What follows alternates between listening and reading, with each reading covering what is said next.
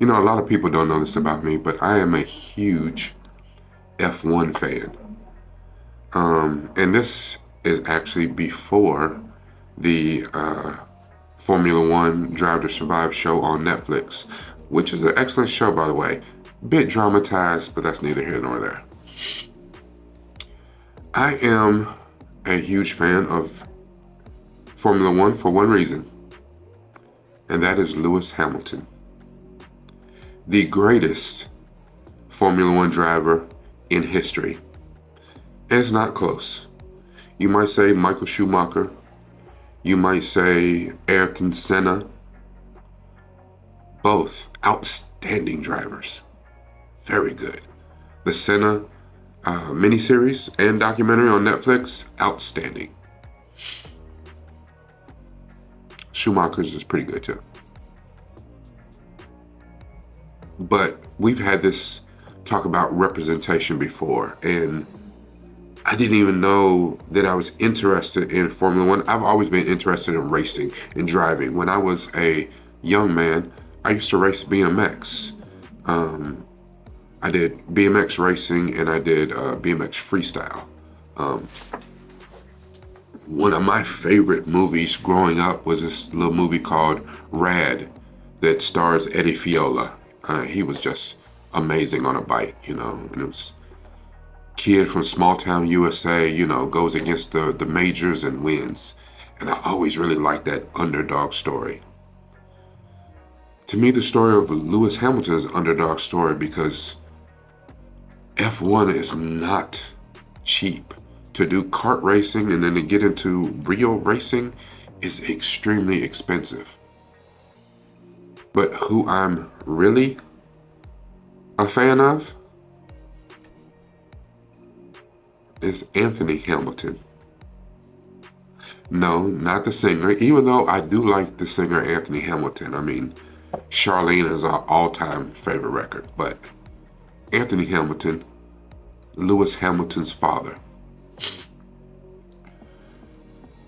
There's a story that when Lewis was a young man, teenager, Anthony went to the bank and asked them to borrow 10,000 pounds to put it in his son's racing career, in his kart racing, or they were going to lose everything. And of course, the bank said no. 10,000 pounds, roughly at the time, maybe $20,000. And the bank said no. Anthony didn't give up.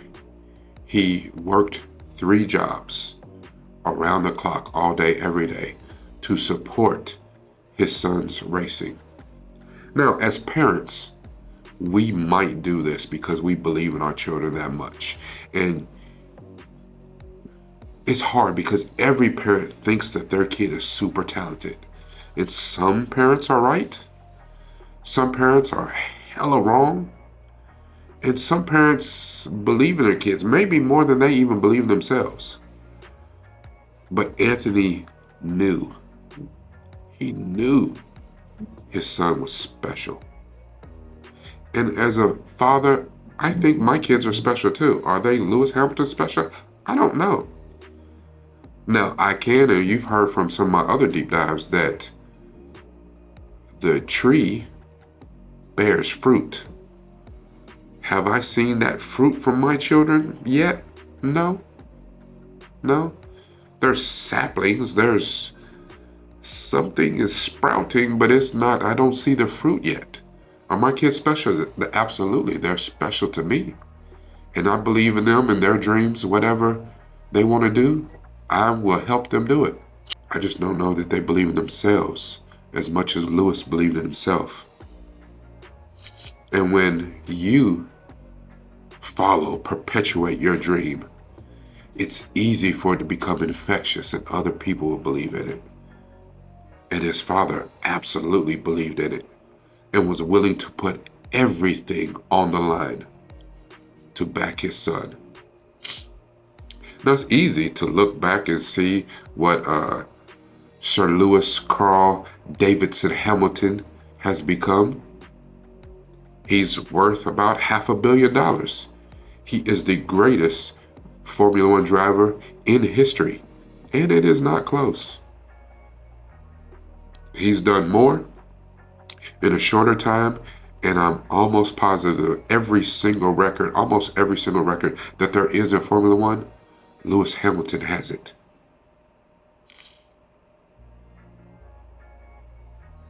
I'm going to talk about the power of belief.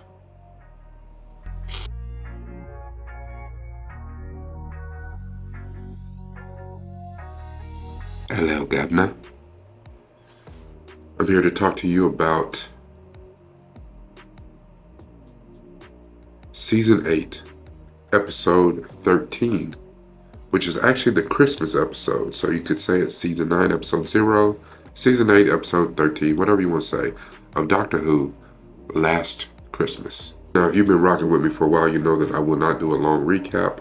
I'm going to do something real short and real sweet, and then I'm going to get on to doing the media therapy deep dive, which I am calling the power of belief. If you look in the description, it'll be titled Episode This Analysis is Based On, so you'll know where my deep dive is coming from. The Christmas episodes are always special, and they always embody the spirit of Christmas, but it's weird how they get there. And this one was particularly weird. They did a horror-tinged Christmas episode.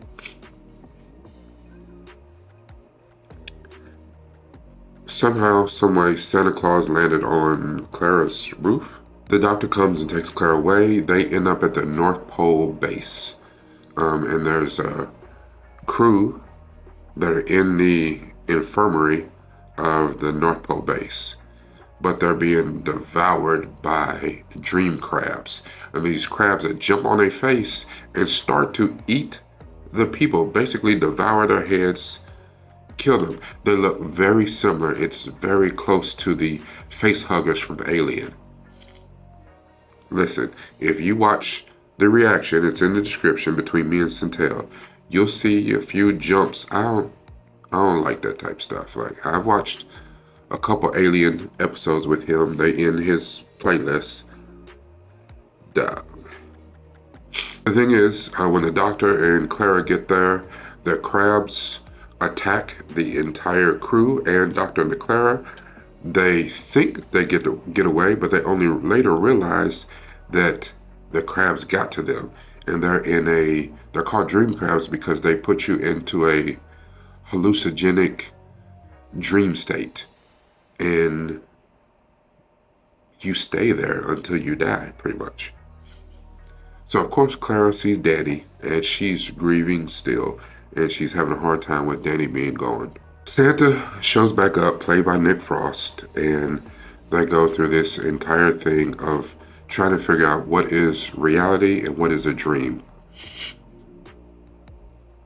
Santa eventually helps free everyone that's still left alive from the crabs.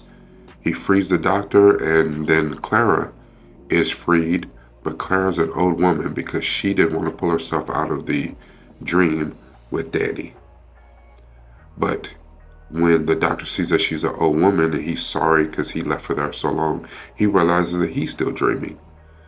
They think of Santa, they believe in Santa, and the doctor's rescued, and then eventually Clara is rescued. The doctor offers her again, does she want to ride with him, because she had essentially quit, which is why she was at home when Santa Claus showed up on a rooftop in the first place. And she offers, and we're back off to the races for season 9, which technically they shot 2 endings because Clara was supposed to quit. Like in real life, Jenna Coleman was leaving, and then she made a decision to stay. So they used the second ending with her staying and accepting the offer and being a companion once again. You know that I love my quotes. So today I have 2. The first one is by the Bhagavad Gita, and he says, Man is made by his belief. As he believes, so he is. The second quote is by John Stuart Mill, who says, "One person with a belief is equal to a force of 99 who have only interests." I know that it can seem easy to not think that this episode is about belief. It was creepy. It was supposed to be scary, maybe horror tinged. For those of you that like horror, I don't. But really, at the end, it did come down to the power of belief. Clara had to believe in the doctor believed in Clara. They all had to believe in Santa Claus to pull them out of this nightmare that was done with the dream crabs.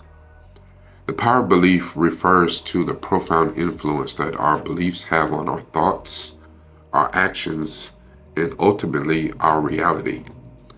And it shapes the lives and impacts our ability to achieve goals and overcome challenges. That's not mine. That's from Google. Just so you know, I'm like, oh my God, he's so smart. Google.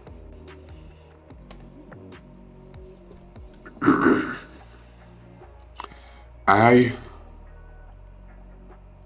am a fan of belief, but I can't remember what series it was, but Centel and I had a debate. I guess is the best way to put it. We had a debate about belief and knowing, because those are two different things.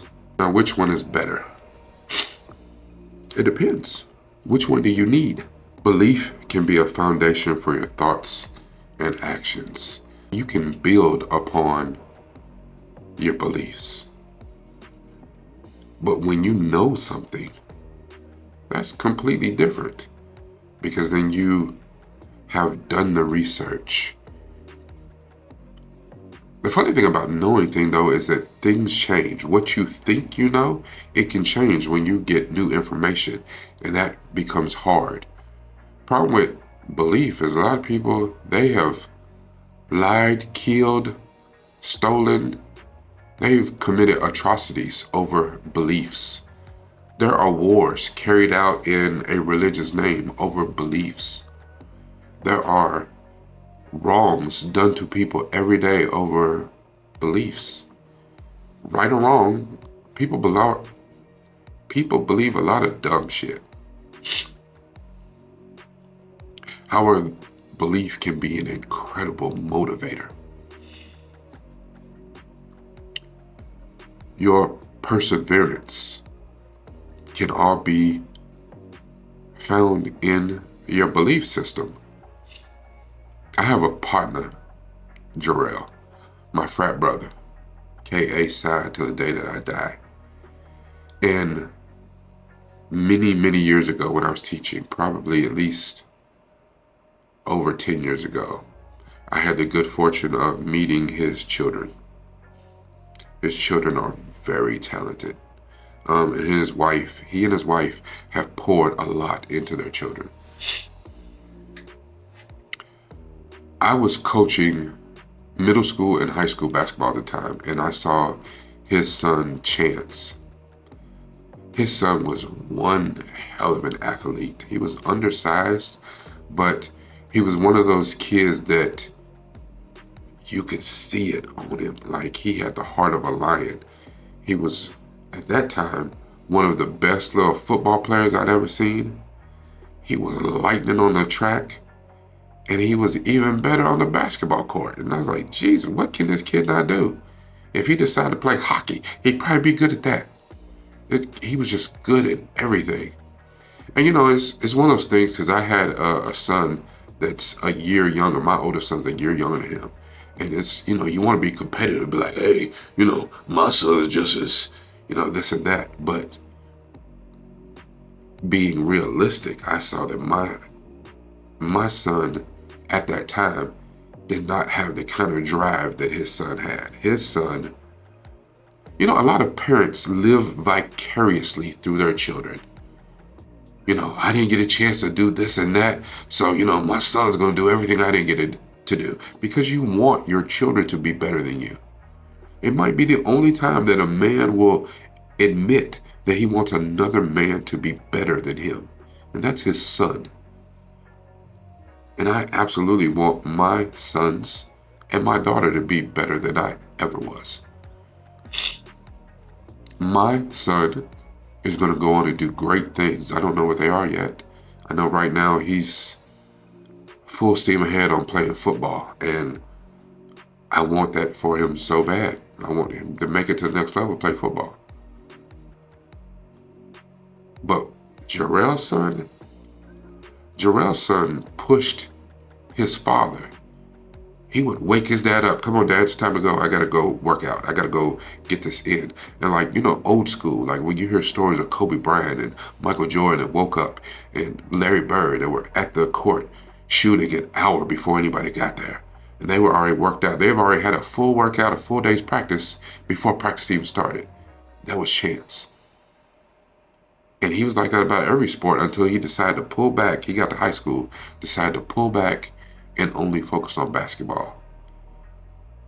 I told my students 10 plus years ago, high school students, middle school students, I was like, hey, I know this little boy in elementary that will cook y'all. And they're like, he's a little boy. And I was like, listen, he might not can't dunk and do all that stuff right now, but I'm telling you, his focus on the game, his IQ of the game, he will cook y'all. I said right now, I would bet money on him that he would beat y'all at the free throw line. It's a charity stripe. It's free. That little boy will come in here and cook y'all.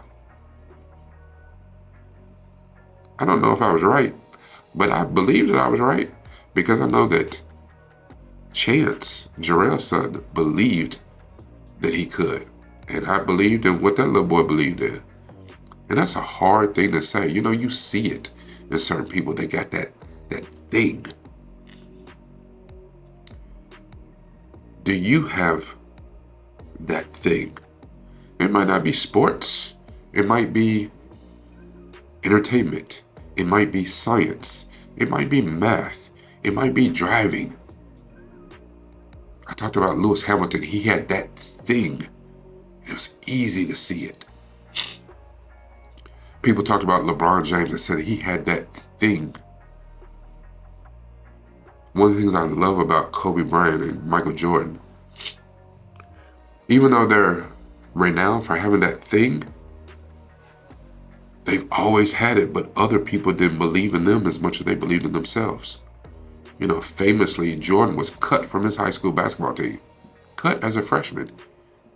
You understand how good the rest of the team had to be that they cut Michael Jordan? But instead of him being like a lot of kids these days, like, screw this team, I don't need that team, and they suck anyway. That lit a fire under him that made him go out, work harder, more,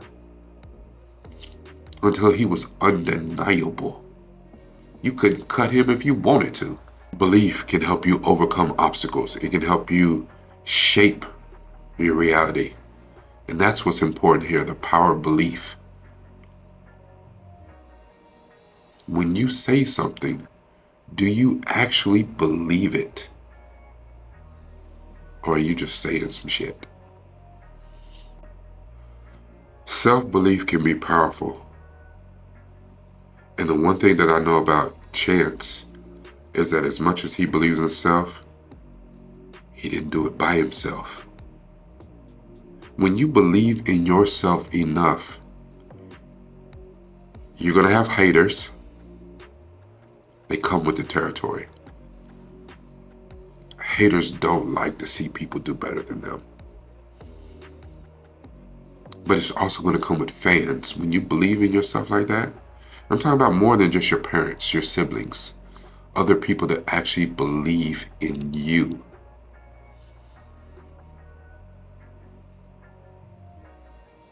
Because you need a support system. I know that Chance has his mother, his father, his sister, and the rest of his extended family believe in him. But not only that, he has all the coaches that he's ever played for. He has the trainers that has ever got him into a gym or on the track or on a football field. He has countless people that are friends of both of his parents, friends of his sisters, that believe in him. And best believe, Jarrell's daughter, Demi, ain't no slouch either. She is one of the best young dancers I've ever seen. Like, I wouldn't be surprised if she's like dancing, you know, maybe not for Beyonce. Beyonce might be a little bit long in the tooth by the time, you know, Demi gets there. But for somebody on tour, leading, you know, recitals or I don't know what, you know, shows, something. The thing is, there's people probably close to you that could be so much better if you believed in them the way you believe in complete strangers. Jarrell is my partner, and, you know, it's not like I call him every day and we hang out and, you know, none of that. But I believe in his kids.